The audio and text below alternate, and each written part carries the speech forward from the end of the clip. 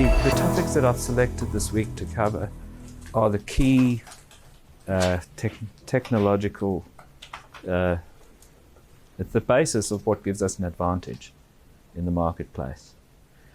When the Klemco pots, when we first stepped into the market against Klemco, this was an absolute opportunity for improvement based on what we're going to talk about in this session 4. So I've said there the efficiency trump card. What's a trump card?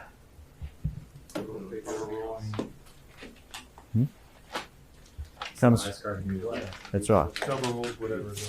Correct. So this gives you the total advantage, unfair advantage. And efficiency, if you analyze any of our advertisements for years in the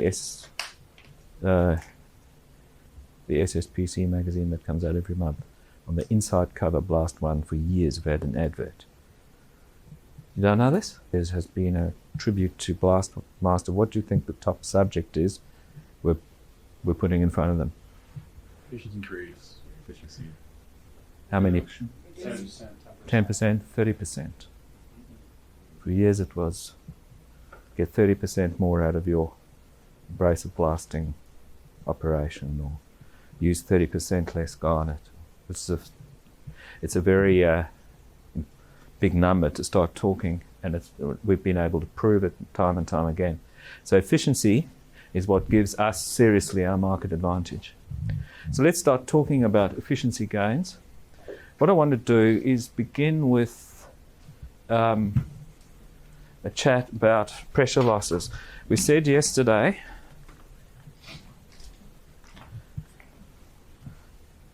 that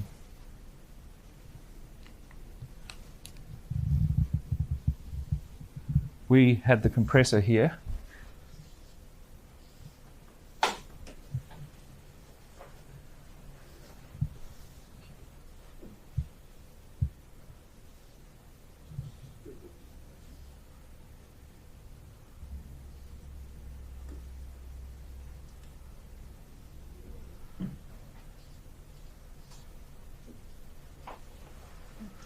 And then we have a couple of elements, and then we have the blast pot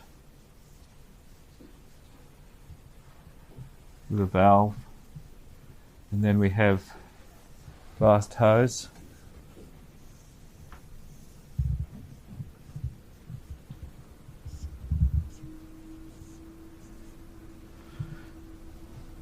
What's the important point at which we're going to be talking about pressure? Where's it essential for us to have good optimum pressure? Right here.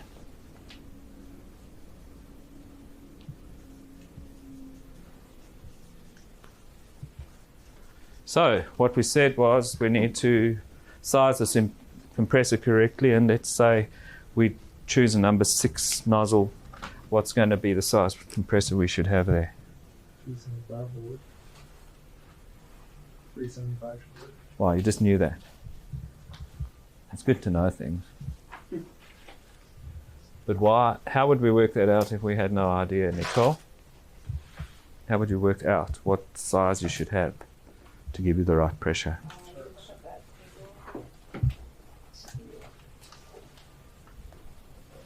First of all, what pressure do we want this to be? 100. Excellent.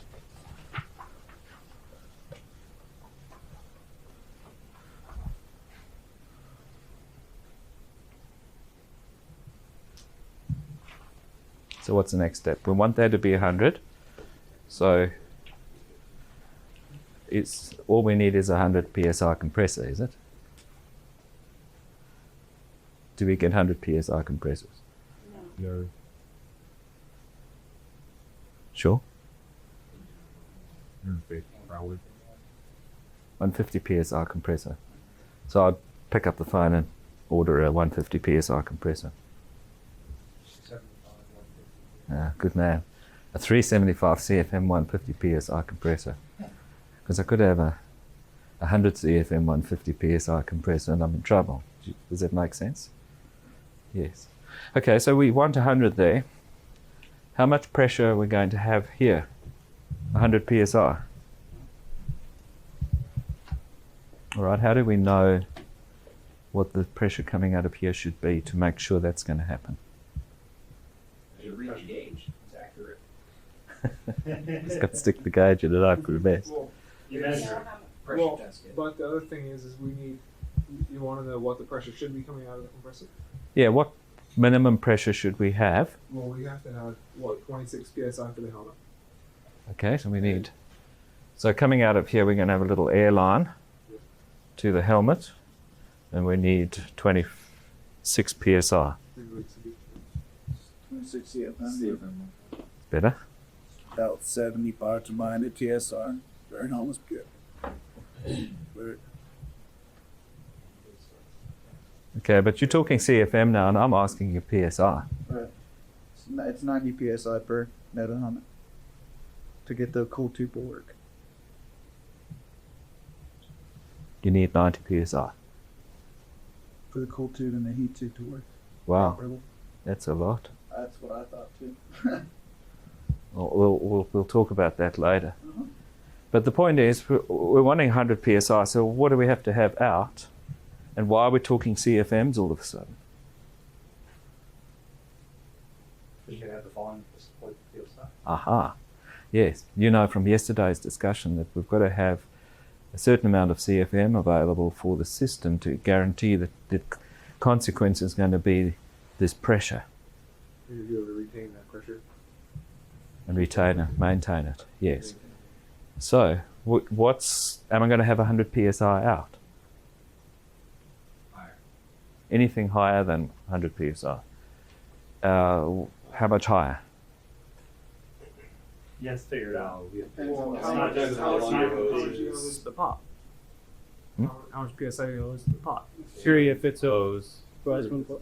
Like the Okay. hose for every So we need to add at least the pressure loss of the system. So you need a bank here. So whatever the pressure loss here over the system is, there's a pressure loss. And whatever that is, we need this to be what? The pressure out here has got to be 100 psi Plus the special. plus X plus Helmet. whatever psi is needed for this. Let's call this Y for the moment, hey?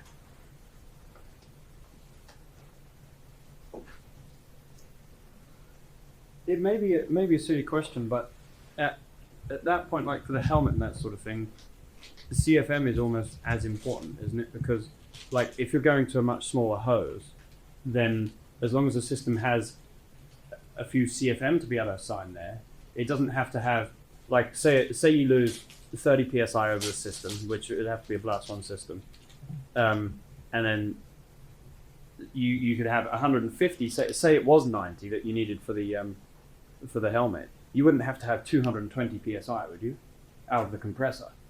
Because if that hose is a lot smaller, as long as it's got some CFM to assign, then it will maintain that psi, even though you're needing 130 to be going straight on. You're not going to be using a full 90 psi. You're not going to be losing that 100% of 90. Yes. So, but you do have to work out what you need as a requirement Yeah. in CFM and PSI for this system. Yeah. So I agree, it's not going to be as high as that, which is why I put a Y there. Yeah. We're talking now about the allowance that we're making for the helmet is Y, whatever that is. If I'd had this nozzle 4 months, would it be a problem? Depends on what kind of throughput's happening. Could it be a problem? Yes. 4 months could be enough to finish a nozzle right out. So it's not a long time. You know, the guy will tell you, oh, I bought one just the other day. You quickly look up on your new NetSuite system and have a look and say, oh, yeah, that was just over a year ago you bought that nozzle from us. Oh, serious? Yeah. If you wanted, if you were having a problem on the condensation, establishing, sometimes I say, look, that's nonsense. My nozzle is fine. It's number 6. What practical thing could you do to get them? And they haven't got one? Sizing gauge. Yeah, excellent. Drill bit. Drill bit. bolt. Have you got a M8 bolt or a M10? Do you use those designations, or what size of bolt are we going to use here to check a number 6? Yeah. 3/8. Does it slide through or not? And we could go one size up. 7/16. Can you get it through? Oh yeah, it rattles. Okay, cool. There we go. Just proved the point. All right. So I think over that is on the size or the diameter even 6 to make an inch. It says it right here. It's there. Yeah, you just look in drill bit nozzle size. So that's orifice. So then to your drill bit, or if your bolt was damaged, then you go sticking down there. Cool. Because then it's the same kind of solution like we had the combo valve. Like you can house it right now with the rather that waiting for 8. Once again, sitting there, it's in series comes down for 3/8 bolt. Because then you just find out in multiple you can do it. It's not easy. So enough. So they're not easy. Now that for it's actually real that none of said it all. And so you could also try a hot, which is 8. does everyone understand how we get the 6 and the 7 and the 5 and the 8 and the? It's a nozzle 16th of an inch. I only 1/16. so that noticed that yesterday, but yeah, 16. Okay, I'm gonna Back and forth. run through it. I'm gonna run through it just for the sake of the record. Right, so bear with me. But how do we get the nozzle size? Well, if we've got this number 2, 3, 4, 5, 6, 7, 8, 9. Let's dump 9 since they don't do it, and let's just jump straight to 12. The common factor goes up in 16ths. So we've got 2/16ths of an inch, 3/16ths, 4/16ths, 5/16ths, 6/16ths, so on.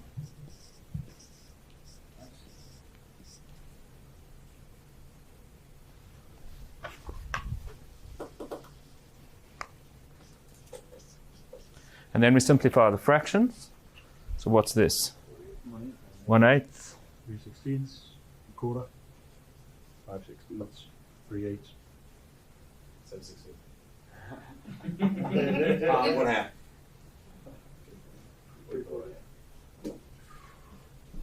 Good. Right, so the sizes that you see on the table are these sizes here. Incidentally, we do a similar thing when we're working out the sizes of Graco tips. Similar system. When you see those things on a table, it's not always obvious that this number is not an arbitrary assignment. So now let's drill down on how the pressure losses across this system contribute. First of all, is it a good idea to have a 1-inch hose here? Why not? Lots of pressure loss. Why? Because it can't support the volume it's needed to support the SI down the road. Because it can't support the volume. Yeah, I hear what you're saying. It's harder to blow through a small screw than a big screw. Yeah, so you can't get the volume. However, the pressure will be right. Yeah, but if you Can't got, support. But you got it's it. But you haven't got enough volume to support it at the nozzle where it's escaping. That's what you're saying. Yeah, exactly. Okay. That's good thinking. Let's think about this a bit more simply. I want to just divert quickly to a discussion about pressure loss in hoses. So we'll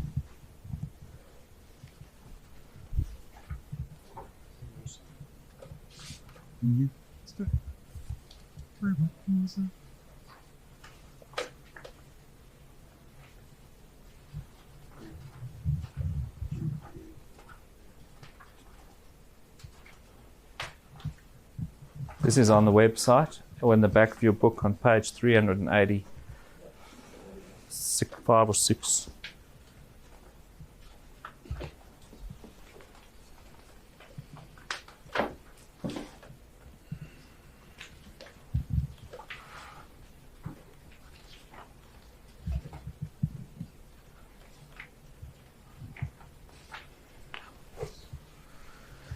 Okay, so here on this table, air consumption table, let's try and blow it up a bit so the camera can see it well.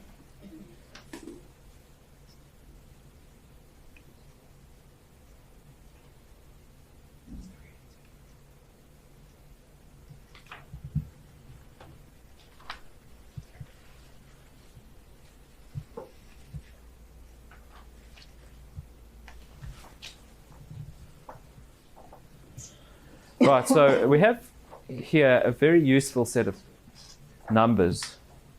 Oh, this is the wrong table. This is what we've been talking about. I didn't realize I had this. I need to get the... This is the nozzle size table, and there's your 229. We can hold on it on that e-catalog if you want. Yeah, I've got it here, just the wrong slide. So,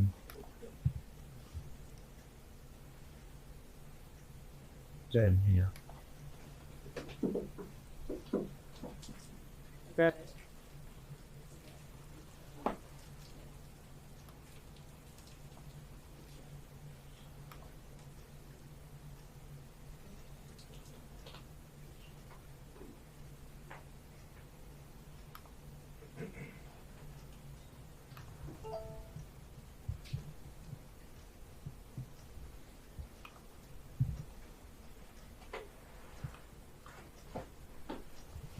Okay, so what we've done here is this, we've gone and done some empirical measurements. We've taken a pipe or hose with an internal diameter of various different lengths, changing by 1/4 of an inch at a time. We've chosen a standard length of 50 foot. Then we supply air to this 50-foot length of pipe, and we measure the pressure in, and we also work out at various different CFMs, and we measure the pressure out. If I push air in to these pipes at 100 CFM, sorry, 100 psi, am I going to expect 100 psi out? Why not? What is energy? Because you've got a little bit of friction on the hose and the couplings we were just looking at earlier. Okay, so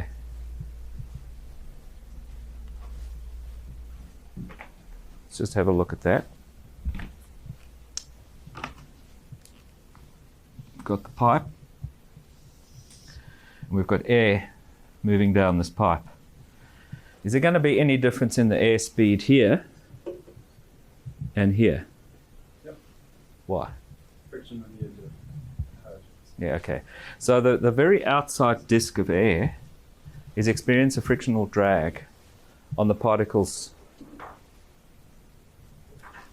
and it's only that layer. Now when we do laminar flow studies, what we see is that these disks of air, after a period of time, if we took the disks of air that were all in line as they came in at the beginning of the pipe, and we had a look at them, we could see them. We'd see them sitting kind of like this. So we're saying the frictional drag of air on air is much less than the frictional drag of air on rubber or steel. Is the composition of this material and the physical configuration of the surface going to have an effect? Mostly in our situation we are dealing with rubber, which provides a significant frictional drag.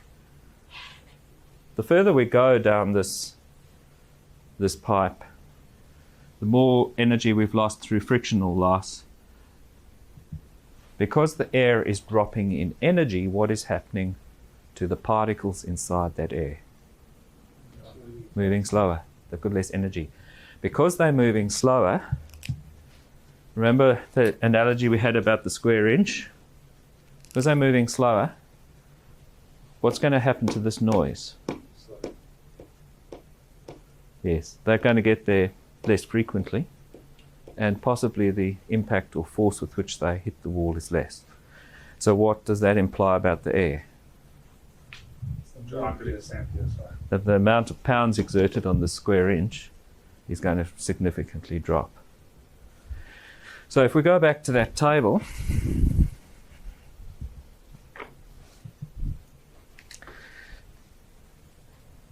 the number of cubes of air that are pushed through is going to affect how much this frictional drag is effective.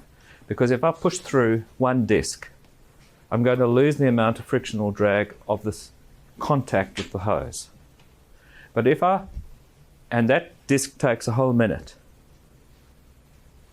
So I'll lose the energy that is lost by frictional drag on the outside disc over 50 foot in that 1 minute. But if I put 10 of these through in a minute, I lose the same frictional drag on each disc. So I've now got 10 times the frictional drag, theoretically. So I could expect that the higher the volume of air going through there, number of cubic feet per minute, the higher the CFM, the more frictional drag I should experience.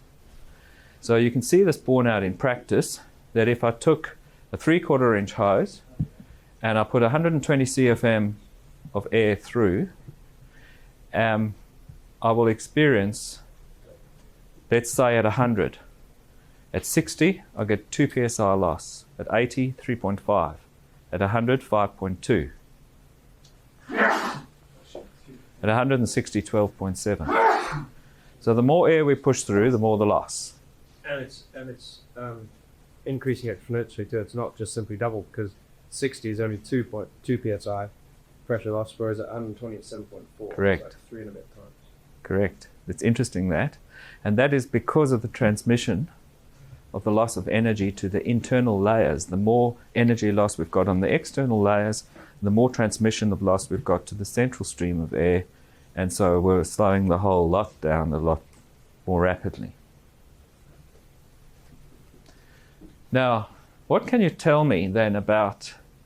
so let's take this 100 psi line pressure, and we've established the trend there. Now, what is the trend if we change the line pressure?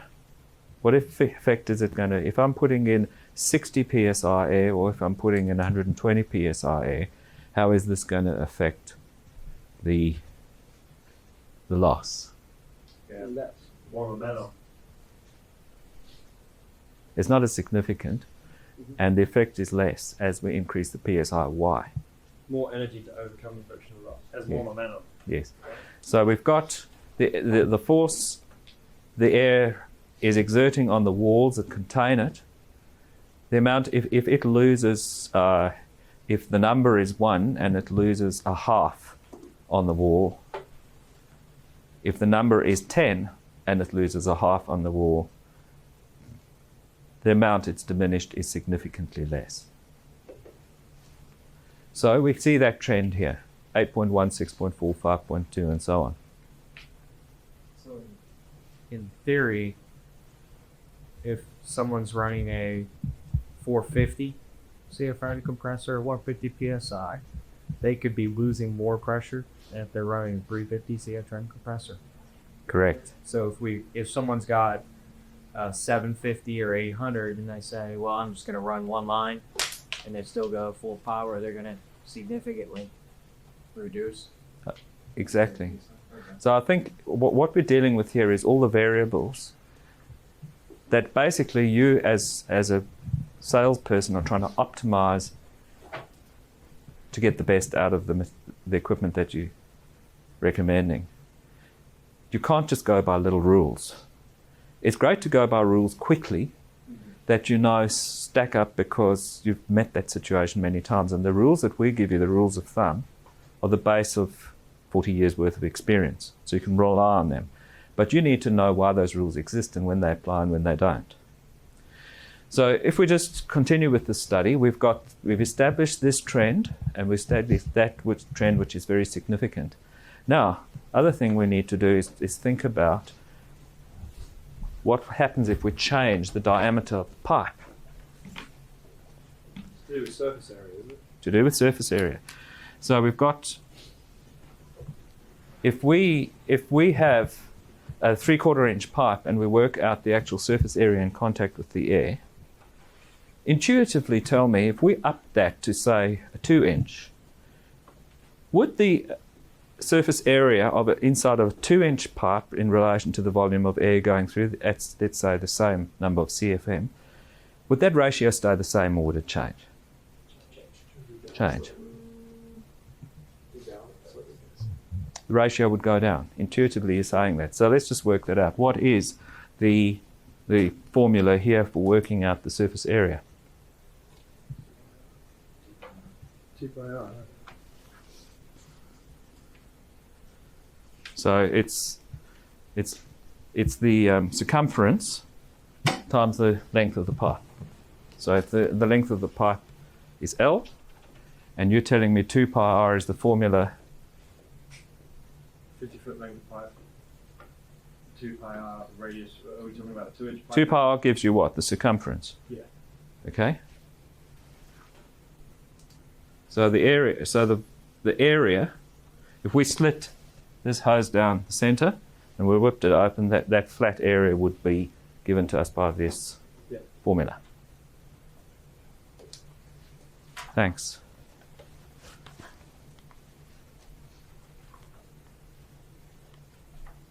Computer ready. Oh, it's because I'm in. Oh.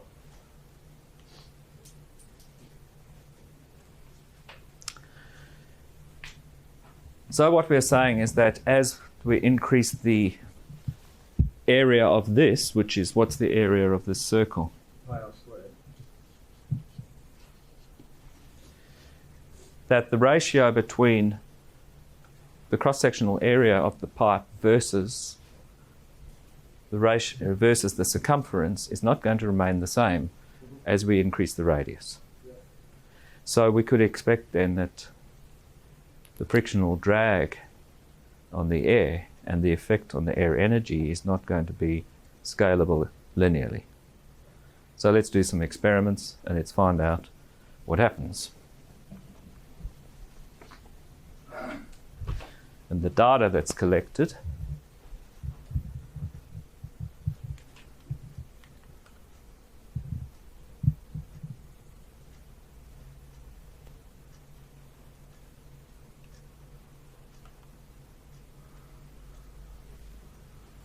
shows us that if we start increasing this hose diameter 3/4 inch to 1 inch, if we push through the same volume of air, say 180 CFM, and our line pressure is 120 psi, we have a 13.6 psi pressure loss due to the frictional drag. But if we up the inside diameter to 1 inch and we use 180 and we look at it, it's dropped to 3.2. It's fairly significant. Now if we go to 1.25 inches, just another 1/4 inch up, it doesn't even come on the scale, it's negligible, it's 0. So it's gone from 13.6 to 3.2 to 0. So that gives us a very powerful little weapon. Is that if you upsize a hose by 1/4 inch, you eliminate frictional loss. And that, once again, I should be careful saying the competitors don't understand this because I don't know your competitors here through and through. But our competitors played catch up in utilizing this principle. So if we piped up the 3/4 inch, we've got a 13.6 psi drop. We'll say at 160 CFM we've got a 12.7, no, let's stay with that, 13.6 on 120 psi. Simply by repiping the pot to 1 inch pipe, we've gained ourselves roughly 10 psi across the system. Does the length change? Exactly double it. If you were to do 100 foot instead, for let's pick, 360 CFM, if we're planning on a 375 compressor at 100 psi, it says 13.9, but it double exactly if you had 100 feet of hose. Yes. So it's for every 50 feet. Every 50 feet. And logically that has to be the case because the air's travelled through 50 feet and lost that. Okay. So it's going to travel through another 50 feet, it's going to lose another 13. Mark mentioned the couplings before. How much do we lose through coupling? Okay. Once again, those have been tested. And I guess it would make a difference if it's megawatts. Yeah, it would. It's a straight through door. The side was a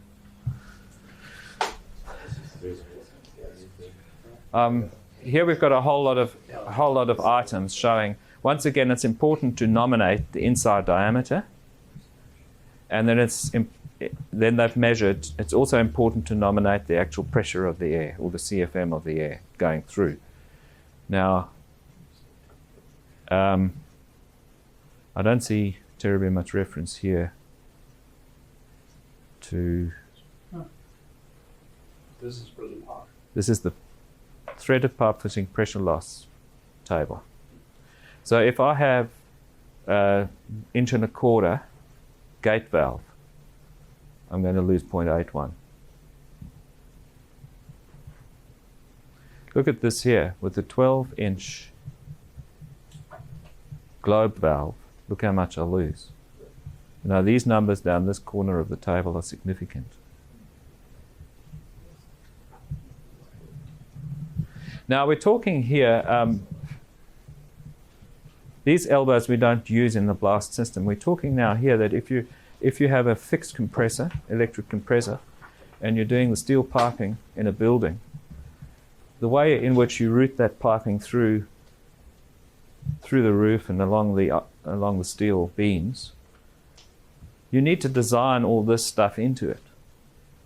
And that's not a bad idea when you walk into a facility which has a fixed compressed air supply. While you're waiting to speak to the guy, quickly evaluate what the pressure loss is from the compressor to the point at which the air comes out. And when you ask them a question, they'll tell you that our compressor is rated 150 psi and it's 1000 CFM. But you know from the configuration of the steel that you're definitely not getting that out there. Now you could work it out. What would be probably more practical for you as a Blastmaster rep at that point? Just measure it. And another good reason why you should just measure it is because he'll never believe you until he sees the gauge. And you can't, if you had to, you could work it out that way because you're not going to be able to use a nozzle gauge pressure testing kit on steel pipe. Yeah, well you could just plug up any rubber hose and give it a shot. One other thing is, would you get the right reading if the pot wasn't working? If it wasn't fired? Why? Well, you have to be blasting when you test it. What happens to the pressure when you get going compared to the static pressure of the system? Dropped. So it's interesting with vacuum cleaners, when you measure the strength at which the head of the vacuum cleaner sucks onto the carpet, static pressure of that vacuum cleaner is the number that gets quoted on all the marketing material. But what's more important is what they call air watts, and that is the power of that air while it's sucking dust. So that anyone in that industry looks at the air watts. So that's what for air watts. There would be air watts. You measure the suction of a dust collector. Yeah, you could do that. We don't generally use that measurement. Well, we just stick with the CFM and PSI. And I think probably because dust collectors we're working with, the volume of air in relation to the load of material it's carrying is not quite as significant as it is in the vacuum industry, where you're dealing with, say, a 1-inch hose and quite a load of grit that's coming up. But when you are doing a vacuoload, using a vacuoload and transporting material, it is very significant. And your technique's very important too, because you might have a huge pile of garnet you're trying to shift, and if you stick that nozzle into the material and block the end, you won't get any, it'll just won't work. So you've got to back it out so that you're getting sufficient air going through, and you're changing the ratio of the load to the amount of the medium that's the transport medium. And you have to optimize that to get the maximum flow rate. Yeah, when I was working on blast style, we would just pick vacuum, let's throw it in there, get stopped in there, just start roll. So that's Correct. not the efficient way. No. And every person who works with those machines spends a little while figuring that out. Yeah, that's why the tools are relatively for this. Yeah, difficult. So even if you did shove it in, it'd still be able to breathe. Yeah, it's good. To bulk pick. It's got a s- Oh yeah, well, it's like a vacuum. yeah. A lot of our competition, not our competition, so a lot of the fixed air supply companies around here, they use our same method of evaluating. So someone calls up and says, I need a quote on a new compressor because I'm not getting the pressure I used to get. And instead of just quoting them on whatever they want, they want to go on site and do an evaluation because they can sell them $20,000 worth of new aluminum piping rather than selling them a new compressor, and they just want a customer for life. And it's the same thing as us sitting out and talking about their blast codes and everything else. So instead of just, that's why, like when we get quote request for 6.5 watts pot, why do you need that? And you start asking those questions. Yeah. It's interesting stuff. Okay, now I want to go to some numbers that are in the area where we usually work and get them onto the screen here. Let's see if I can get some more data together on the screen.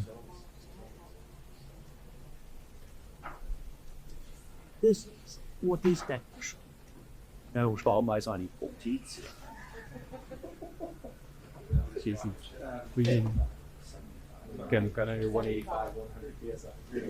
Okay, so here let's have a look at a typical scenario in the band in which we work. We'll take, say, 300 CFM, or we've got to go 300 CFM. If we had an inch pipe and we're dealing with, which column is the, since I can't see the header, which of these columns is the 100 psi? Third one in. Third one in. So 1 inch, 300 CFM, 100 psi in the system is 9.9 psi pressure loss. By shifting from a 1 inch to an inch and a quarter, 300, we drop the 9.9 to 3.4. So we've now got what was a very kind of greedy situation for pressure loss is now reasonable. We can cope with 3.4 psi. But look at that, if we go to inch and a half, 300 CFM, it's not even on the scale, we've eliminated the problem. So a lot of your life, you'll walk into inch and a quarter situations and move to inch and a half, and you've eliminated pressure loss. See, I'm glad you said that because up to this point, looking at this chart, if there wasn't anything recorded, I just thought we can test it. Or it did apply. I did so we would be like, oh, so yeah, well, no, well, moving on to the next one, you just go up to the customer. It should have zeros in there. Yeah, it should be. But knowing that's much more powerful too, because now it's not impactful at all. Yeah. So you've eliminated the problem. Now let's have a look at another one. Get that 2 inch on there. Hey, I have a quick question for you. Yeah. We have a lot of BlastOne customers, and what we're doing now is actually, they might only run 25 feet of hose, so there's not a lot of pressure loss down the hose for them. But we're actually taking out the first 5 or 10 feet out of the pot and making that inch and a half instead of inch and a quarter running into. What kind of effect does that have? Is it affecting the pressure, or is it affecting the abrasive? I don't know if that makes sense. You mean if you're changing a short length Yeah, like of it to inch and a half? Yeah, they only have 25 feet of hose in their blast room, and we're giving them a 10-foot width, a 15-foot of inch and a half. Will that affect it that much with that short length? You work it out. If you're talking, what kind of CFM are you talking? I don't know exactly. Well, let's assume an average situation of 350 CFM. So That's a good question. interesting that. Oh, it works on this. 350 CFM, inch and a quarter, 100 psi. Is that what you're operating at, or 120? We'll go with 100. Go with 100. Yeah. We're talking a 4.5 pressure loss per 50 foot. Now he's only got 25, so he's got 2.25 pressure loss. Now you're taking 10 foot of that and making that inch and a quarter at 300 CFM. It's off the scale. So you're taking away half of that again, roughly. So you're looking at So all you're doing is saving yourself 1.5 psi. How much does he lose to the cup line? Yeah, that's the next thing. We're talking now hose length. So now the coupling is important. And if we do that, if we go 1.25 T through side outlet, we're going from 8 to 10. Doesn't make sense, does it? Is that, how does that? Yeah, I'm not sure this is PS. I've been looking here to see whether this table gives us the pressure loss. And I'm beginning to suspect that. Threaded pipe fitting pressure loss conversion table expressed as length in feet of straight pipe and giving equivalent pressure loss. Aha! That number there is the length of pipe equivalent. So the way you calculate this is you take your length of pipe and you say you need your total length of piping. So for each fitting, you add that length of piping at inch and a half. So here, an 1.25 inch fitting is the same as 8.04 feet of straight piping. And 1.5 inches is 6.9 and 8.04. So you need to go back to that table and work out what 6.9 of an 1.25 inch pressure loss is going to be, which is going to be higher than the 8.04 because of the fact that the pressure loss per length in the higher diameter is less. So let's do that calculation.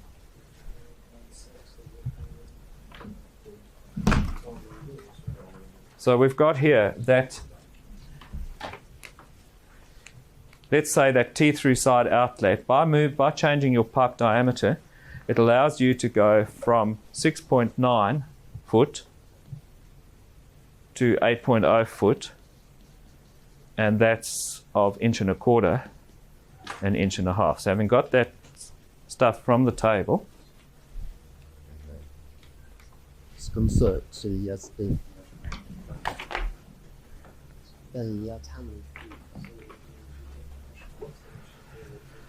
so I'm going to try and do this calculation here. You've got 25 foot total, and what did we say? Let's just leave it at this stage. We're working 25 foot of, what do we leave it as, 1.25 inch? So 25 foot of 1.25 inch at that is 2.25 psi loss. So that's from the pipe, 1.25 inch pipe.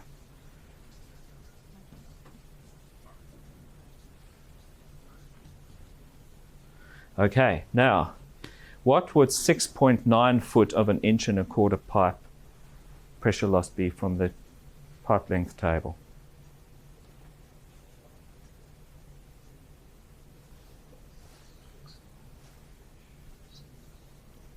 You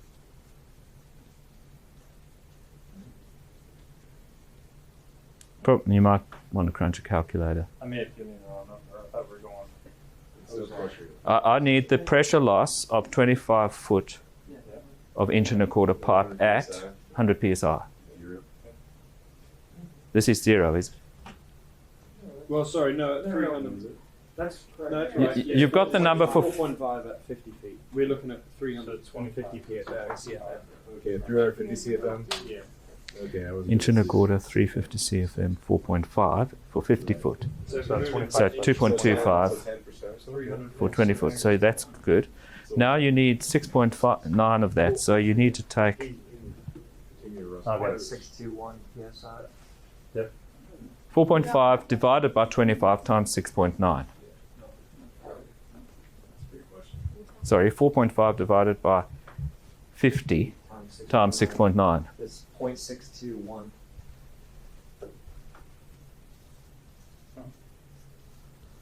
Okay, then if we go with 8 feet of 1.5 inch, That's 0. Right? Yeah, it's 0. And then you added a 0, so yeah, it's a quarter of the psi loss.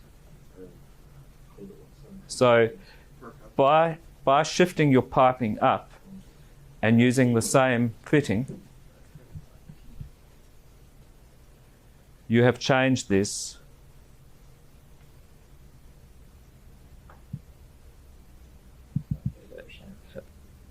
Yeah, let's just. We had 25 foot. You've only changed the piping surrounding. Let's just change the piping surrounding the elbow, so it's not significantly changing the length of the supply hose to the blast nozzle. So we can keep that 2.25 for the hose, and we have eliminated it. Yes. So the difference, we've saved ourselves 0.621 psi just by upgrading that piping. You don't look happy, Ben. Oh no, I'm not. I'm not happy. You're moving on. Yeah. I think we were actually talking about the coupling itself, not a threaded coupling. Would it be the same thing? If it was a standard, like a blast hose coupling. If you go about it, gas, it's gonna be completely different. But it's just the opening. It's different. It doesn't matter. It's still, Well, we're talking about a steel pipe fitting. And that would be the only justification on a pot in that short length of tubing for upsizing the piping, which is why we don't worry about it normally with a 6.5 pot. We leave it at 1.25 inches. Okay, that's why we don't worry about it there. But then when we get to the hose and we've got a significant 50-foot length, we then upsize it to 1.5 inches. So we eliminate the pressure loss or minimize it to 1 point something psi. What is the pressure loss at 100 psi in a 50-foot in an 1.5 inch hose? At 300, it's 2.4. 2.4. 2.4. Okay, so we're actually eliminating it. But on the pot, we didn't worry about it. So you're talking about taking a BHS 40 or whatever it is. It's 10 feet long, and coupling it up to a BHS 32. It's another 10 feet or whatever it is. We're talking about the couplings that connect those hoses together. Yeah, well, okay. Well, I'm going to come to the couplings now because I heard that. That's why I've said this. What we've done here is talking about the galv on the pot. So that's that situation.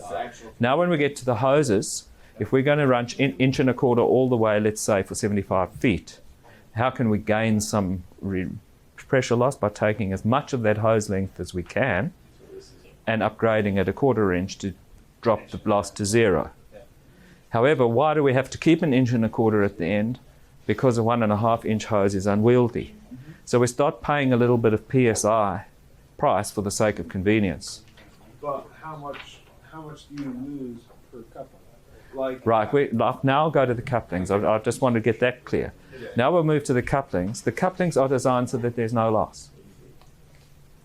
And that's the key thing about our couplings is, I could try and find a slide there, but the inside of the coupling is designed like this with a gasket, and then the coupling here. And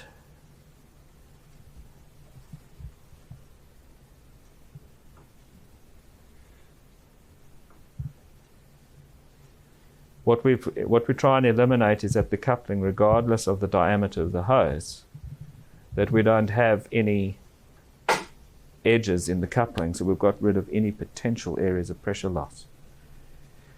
However, what is interesting is now the hose is ultimately going from 1.5 inches to 1.25 inches. Exactly.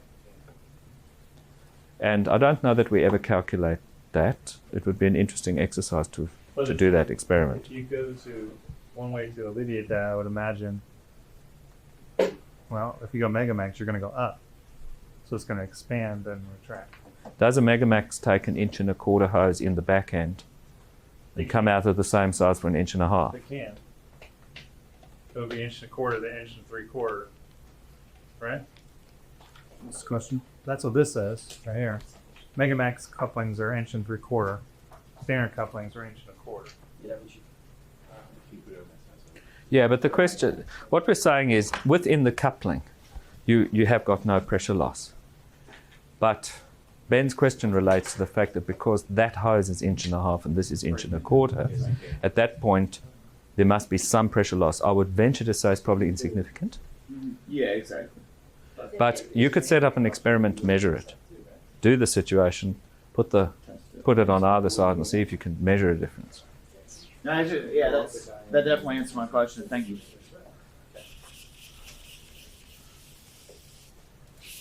We have a lot of customers turning that way, and now that a lot of our outside sales guys are figuring them to be helpful, but in the realistic, you're only gaining a half a PSI or a PSI and a half from doing. So in reality, it's convenience versus productivity. Exactly. So just run a BHS 32 is very like right BMOE. When Jerry did his demo, I suggested that doing it all from a lot of those long ways. Said no, just run the 32 straight off with. You see how it works good, so kind of done off that. It's like 35 feet. Just Anything less than include you probably would make. I mean, obviously that's another rule of thumb thing that we're working out the reason for that rule right now. yes, correct. There's not really much point in making full, 35 feet a bit bigger and then having 15 foot of 92 as opposed to a 40, because it's only going to give you like that, say maybe an inch and a half. Maybe 1.5 PSI.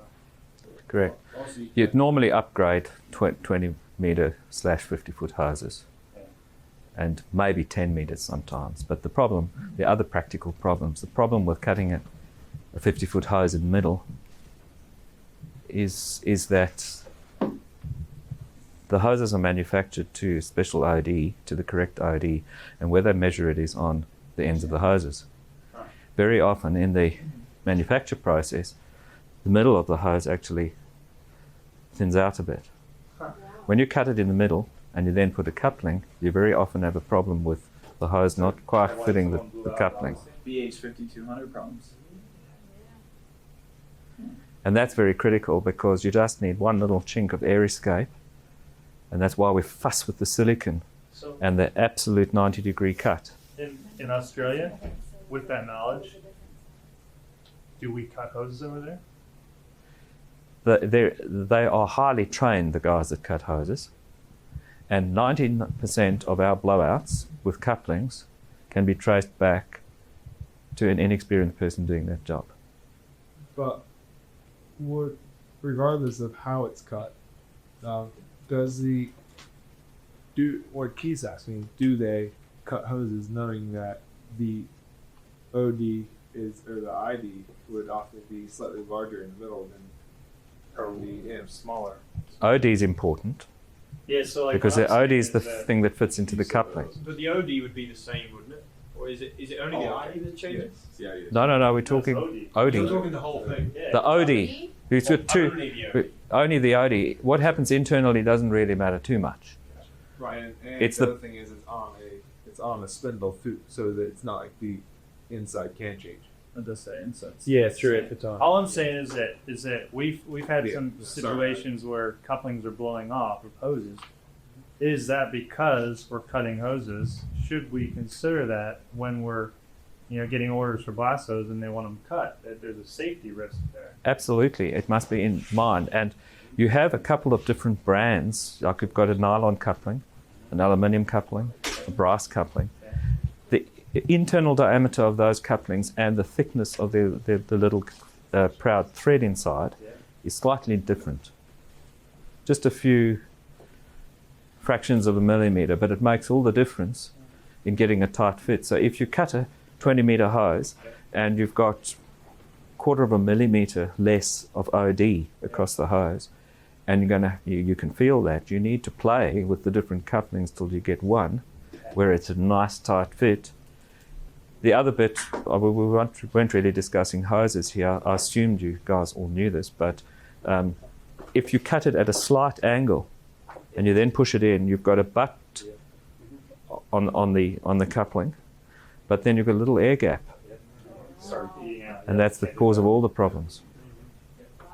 But rather than, just while we're talking about it, it's kind of a little bit off topic, but rather than trying to order from the manufacturer the 25-foot rings of electrical legs, would it be easier to get to the coupling manufacturer and get one made ever so slightly smaller for whenever we're using a cut hose, we use that size instead? You could do that, but volumes come into the price of couplings, and so do molds. Yes. And We could The just cup- say we're selling 50-foot sections, or we sell something that's 200 feet. And if they want to risk it, then it's up to them. look, practically in the field, you need to cut hoses when you're in trouble. And you'll find that somebody will very often wear the first meter of their superblast hose. In fact, we had situations where that's they'd throw away the dead man because it was a little bit inconvenient. I often walked into blast rooms and found a little metal bracket welded to the wall of the blast room, and the dead man handle was jammed in there at the beginning of the operation and kept everything going nicely, and off we go with our hose. And we don't have the muscular stress in our hands. And then, how do you turn it off? Well, you just pinch it under your, bend it in half while you move the stuff around, and then just let it go and off you go again. Now what happens was, we were getting this complaint from this client that his blast hose was blowing out, but it wasn't only doing that, it was taking the outer skin of the hose and ballooning it. So it was coming through the rubber at that point and then creeping in under the skin, and all of a sudden a great big balloon would develop and then pop. And all the neighbours could hear it, including the fact that the sandblaster got such a fright that he then had to go off for the rest of the day to let his nerves recover.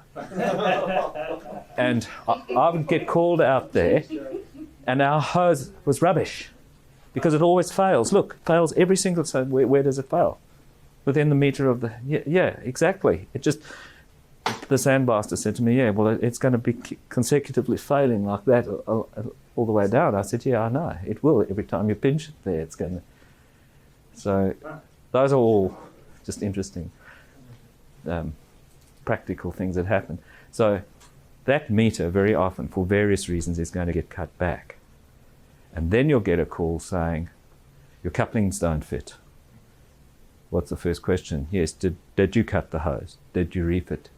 Did you cut a 90 degree? Oh, no.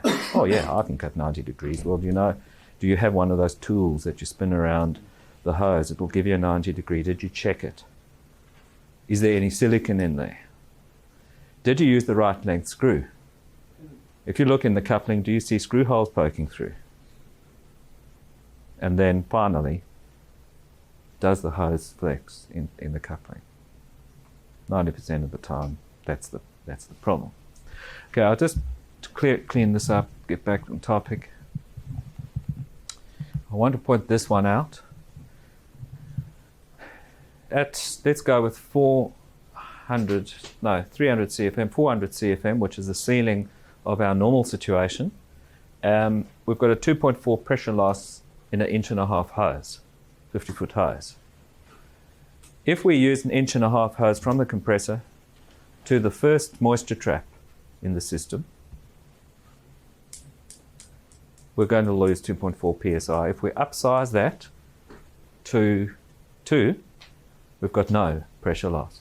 So a 2-inch bull hose does not have a pressure loss. Pressure drop. Now I believe here you have the advantage of going 3-inch, and that you quite often use 3-inch. So I'll maybe not tell you another story, which is why we don't use 3-inch. But here you see, you only really start talking about pressure drops at 2000 CFM. So you're guaranteed, you wouldn't even think about pressure loss in a 3-inch. Now, I just want to caution you that the pull-off force of couplings, where you've got couplings together, we have coupling lock pins and we have whip checks. And the reason for that is that if, for some reason, some of the air can get out between the couplings, it can blow those couplings apart. Now, the actual force with which it blows is the square of the diameter. So the diameter of the hose, the force increases kind of exponentially. And in Australia, one of our clients had upgraded to 3-inch, and they had a little 19-year-old guy walking past, and they didn't have lock pins, they didn't have whip checks. Something happened, it blew off, hit him on the temple, and they had a culpable homicide case on their hands. He was gone, died. We use 3-inch full hose, but I don't think we have any 3-inch class stuff. No, we're talking bull hose. We're talking bull hose. This was the bull hose that bust off the pot at the bull hose end, either that or with the compressor. The key thing was that they didn't have a D shackle with a whip check. Or No, they did. That's why it came back on us, because we had a whip check that was completely stripped. Its saddle had come off, and the liability claim was either against us or against the manufacturer of the whip checks. Fortunately, we hadn't given the advice to use the 3-inch. So it's a valuable story to know, because we're using 3 inches here, but you must always bear in mind that the security, the rating of the whip check, the actual secure point at which you secure the whip check, very, very important, because your force on the 3-inch is significantly more than it is on the 2-inch with lower pipe force. So we got two different sizes going down track. Was the story you just told about the temple? Was that with the crow's feet or the foreclaw, or was that with the spud? I don't know, but I'm not sure it would have made any difference. It was the force at which a piece of metal strikes your temple. It must have been a focal or a crow's feet, because you said there wasn't any pins. You don't use pins. Yeah, that's what. No, it could have possibly. Yeah, you don't use pins for spud. Correct. And spud, do you feel like spud's a little bit safer to use on the 3-inch other than foreclaw? I'm afraid as a rep, I only ever used spuds on every bulldozer for that reason. You can guarantee the thing is not going to blow. Okay. Perfect. We should make it rules it. Nothing. What's that? Especially Let's Brunei. Offshore rental. Is that a 3-inch on style brick we have also? Okay, so just a quick summary then before we close, back to the original exercise we had going here. So what we want to do now is summarize quickly where the different bits of pressure loss here are in the system.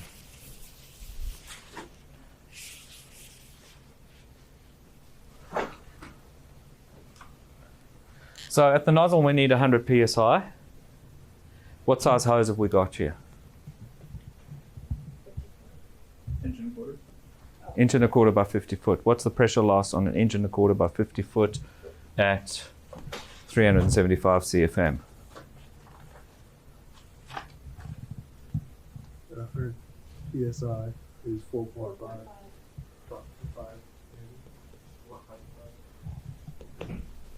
So rule of thumb, we would allow about 5 to 6 psi for a hose, just when you're quickly mentally adding it up.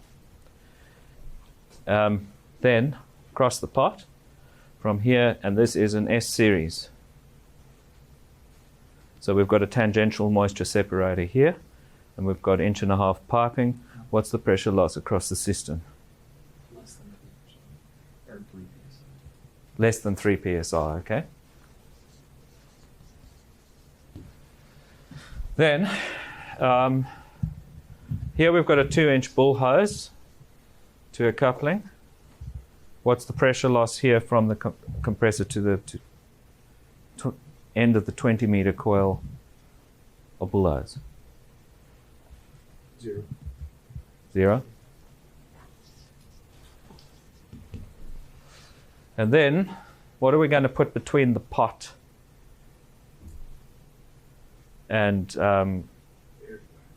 in sunny Ohio? Like I'd imagine you'd sell an air prep every day here. The last few days have been like that. So let's go with an air prep. And what is the pressure loss across an air prep? 5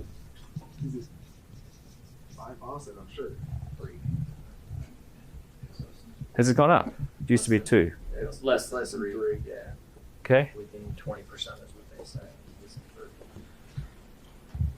Okay. So what have we got as pressure loss across the system here?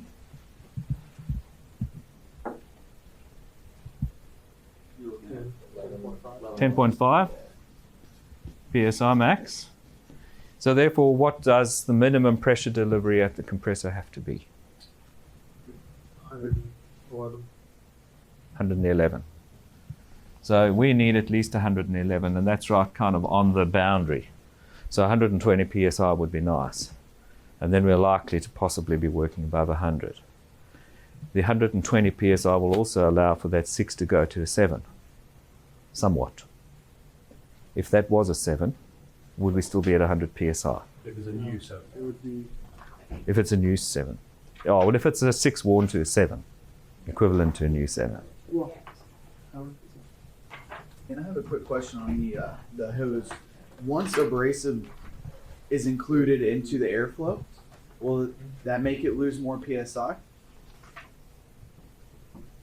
Yes, it will Because right change. now we're going off this graph is showing in an air hose. So would we still use this same graph, or would we add anything once abrasive is mixed in? No. To be practical, we use those tables. Okay. However, yes, I think with some of the tables, if you look at at the table on CFM required, if you have a look at that table on page 289, is there a note there about those measurements? This one here. Sorry, I've given you the wrong page number, 389. This one here. Does it make any notes about those numbers? No. Whenever we published that table on an A4 sheet of paper and put it out into the industry, we used to say that those CFM ratings were for air with garnet. Because if you have air with steel grit, those numbers change. And if you have air with sand, those numbers change. So have you guys been reading at all the A.B. Williams book? Oh yeah. Okay, A.B. Williams was written in the 90s. Well, it was revised in 92, wasn't it? So the actual original text was somewhere back in the 70s. Now, those were the days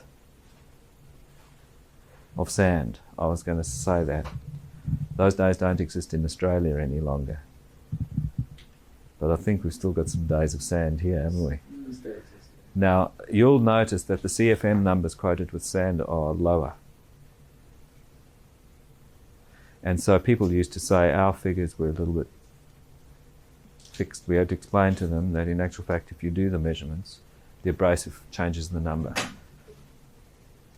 So what we've arrived at here today then is that the 1.5 is the rule of thumb. But really when you're doing this, when you get on site to any system, and especially you're going to apply this when you are looking at a system that is not ours, because you're going to go across there and start evaluating. Now it's good to know this when you're in the office and you're doing a quote and you're trying to decide what size hoses to use and whether or not we have an air prep, and if the guy has an air dryer system that he already owns that he wants to use, you're going to need to know what the pressure loss is across that to be able to determine what the pressure delivery is here. But on site in practice, that the nozzle pressure gauge is the most handy tool. You really should. I never used to go out without one, because one of the first things we do is whip it in here, and the second thing we do is whip it in the side of the pot, or possibly here if we can get there. And if the guy's busy blasting and you're outside the room, I'll just quickly do it there so that by the time the conversation begins, you already know what the true pressures are. And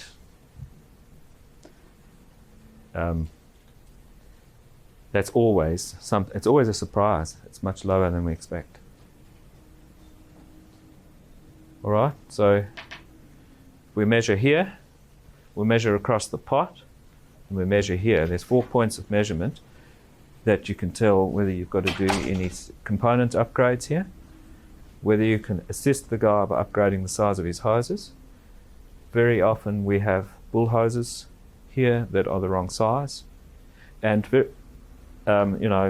this is the typical scenario. This guy is trying to increase his pressure, so what he'll do if he's using a 1.25 inch bull hose, he'll go and feed another one, and then he'll tee them up to 1.25 inches or 1.5 inches. So he tees up the bull hoses. Now he says, I've got 200 CFM and 200 CFM, so therefore I've got 400 CFM. And I'm adding that, so I've got 400 CFM with the nozzle. Sure, he's got increased, provided these are equally balanced and there's no backflow, you might be able to say, yes, he's got twice the volume of air. But the key thing here is he's got all this pressure loss happening. So we need to take that all into account, and invariably you'll find that by taking those 2 1/4 inch and replacing them with 1 2-inch, and if you want to use additional compressors, the better way to do it is has a manifold here, which allows the air to come into quite a sizable chamber, and then feed out 1 2-inch to the system. So you get a thing called a pig. Air pig. Air pig. All right, so I think that concludes this session.